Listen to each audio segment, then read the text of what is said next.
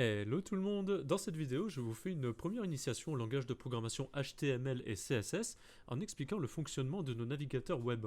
Vous ne verrez pas de code ici, vous en verrez dans les vidéos pratiques où je développe un site web simple en HTML et CSS. Allez, c'est parti pour le jingle.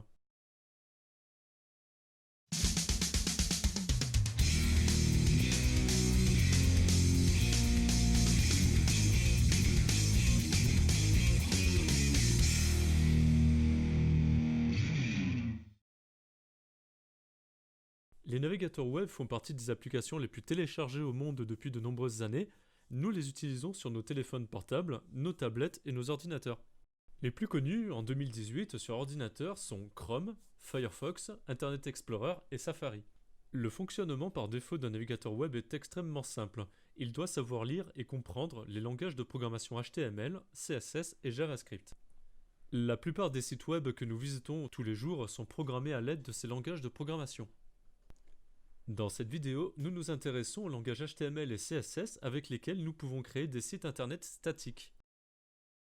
Un site internet statique est un site internet dont le contenu ne varie pas en fonction des actions du visiteur.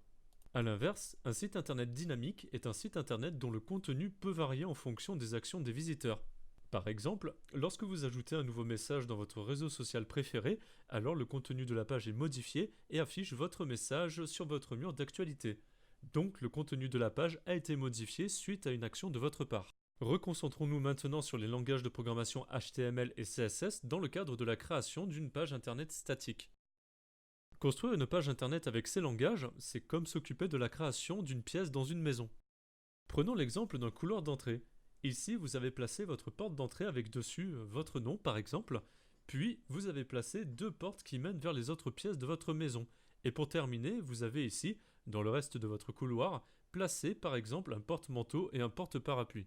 La disposition et le contenu de cette pièce représentent la structure de votre page internet. Et pour construire la structure d'une page internet, nous utilisons le langage de programmation HTML. Par exemple, votre page internet peut être composée d'un premier bloc qui contient le titre principal de la page, de la même manière que vous avez affiché votre nom sur votre porte d'entrée. Votre page internet peut être composée d'un deuxième bloc qui fait office de menu et qui contient donc les liens vers les autres pages de votre site internet, de la même manière que vous avez placé deux portes dans votre couloir qui ouvrent vers les autres pièces de votre maison.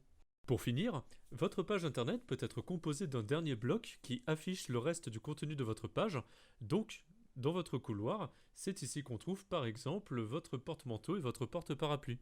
La partie structure et le contenu de votre page ont donc été créés à l'aide du langage de programmation HTML. Maintenant, vous souhaitez décorer votre couloir.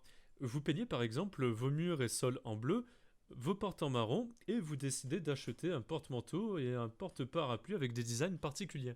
La décoration de votre pièce représente, elle, la décoration de votre page internet. Et pour décorer une page internet, nous utilisons le langage de programmation CSS.